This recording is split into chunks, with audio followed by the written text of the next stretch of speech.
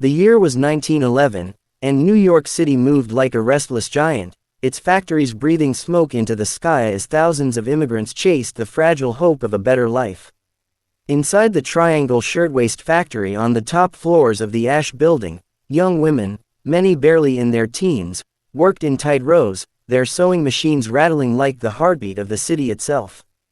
Among them was 17-year-old Rosa Keller, who had come from Europe with nothing but a suitcase and a promise to her mother that she'd become someone. She worked long hours for little pay, but she never complained. She sent every extra dollar home. Every day she reminded herself that everything she endured would one day matter. On March 25th, the workday began like any other, busy, loud, hot. The floors were littered with scraps of cotton, thin as feathers and easy to ignite. The windows were locked to keep workers from taking breaks. The exit doors were bolted shut to stop theft. Safety was a luxury this factory never cared for. At 4:40 p.m., a scream broke the rhythm of the machines.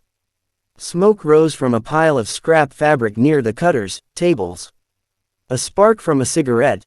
No one knew exactly how it began, but within seconds the flames raced across the floor like a living creature hungry for air. Workers panicked, knocking over chairs, their shouts lost in the roar of fire. Rosa grabbed her friend Leah's hand and ran toward the door, only to find it locked from the outside. The heat clawed at their skin, the smoke tightening around their throats. They pushed, kicked, screamed, nothing.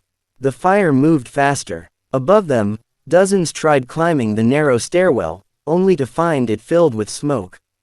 Others rushed to the single freight elevator. The operator made trip after trip, pulling people inside until the cables groaned under the weight. When he could lift no more, people jumped into the elevator shaft in desperation. With nowhere left to run, workers climbed onto the windowsills. A crowd had already gathered below, watching in horror as the flames lit the sky. Firefighters arrived, but their ladders reached only the 6th floor, 3 floors too short. They lifted nets, but bodies fell so fast and from so high the nets split like paper. Rosa held Leah close as the fire pressed against the windows behind them. Tears streaked down their soot-covered faces. Rosa whispered a final prayer, then looked out over the crowd below, knowing the world would soon witness their final moment. But fate shifted. A firefighter spotted an unblocked staircase on the opposite side of the floor.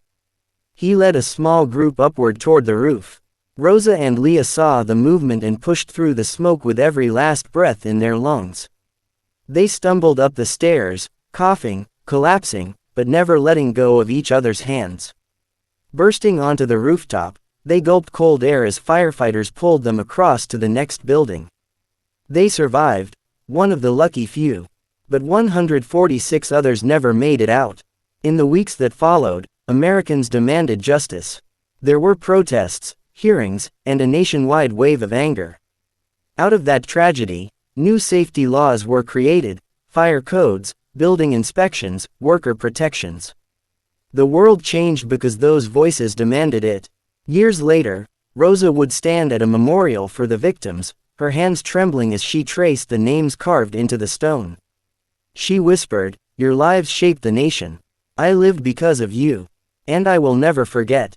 The Triangle Shirtwaist tragedy became one of the darkest moments in American labor history, but also one of the most transformative, proving that even in the ashes of heartbreak, change can rise.